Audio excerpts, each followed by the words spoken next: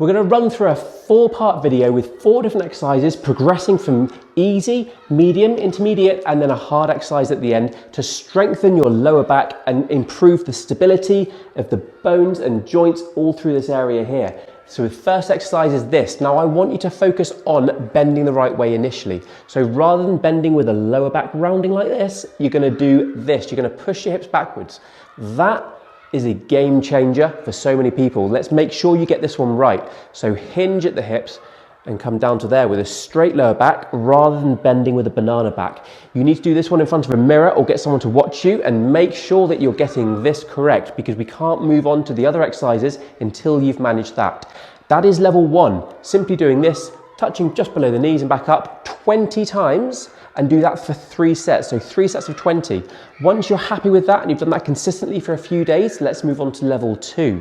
So level 2 is a very similar movement, but we're going to start adding some torsion, transverse forces and frontal plane forces through the side into the buttock, into the lower back. You're going to do it like this. You're going to lift the leg up and do the same movement, just coming down to there. So straight-ish leg to there. Easy as that. So as you can see, we're having to stabilize all through here, create a transverse and frontal plane tractional force all through this area. And you can do this leg for 20 reps, you can do this leg for 20 reps. If you're struggling with the balancing side of things, then either hold onto a wall or place this toe on the floor so you're still putting all the force through one leg, but the other leg's just balancing you as and when you need it.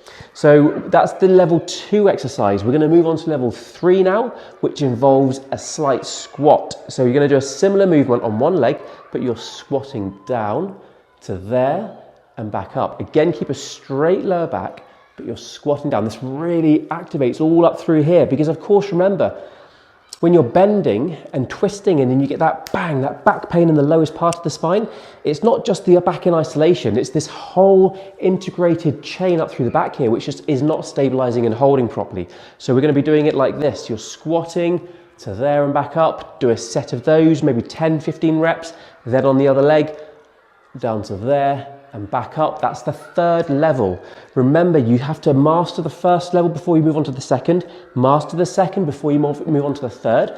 Once you're happy with the 3rd, the next stage is to add some resistance. So we're going to use a dumbbell for this. So basically it's a stiff leg deadlift in this position with a bit of weight in your hands. Now, if you've got weight at home, that's great. If you've not, get to the gym, find some resistance and do it like this. So you can either use a bar like this, or you can use a dumbbell, kettlebell in between your legs, and you're effectively doing it like this. The key thing is to make sure your back is staying straight throughout the movement, that you're not rounding your back. If you can do this and start progressing the weight you're using, imagine if you're using 100 kilos in your hands, how easy is it then going to be in everyday life when you go and pick something up or bend forwards without any weight in your hands? You've got a solid, strong lower back by that point. It's not going to just go. It's going to be healthier, stronger, less painful, less sciatica. That's the way we're going to do it. We're going to build up gradually until you're using weight and then progress the weight. Any questions? Pop them in the comments.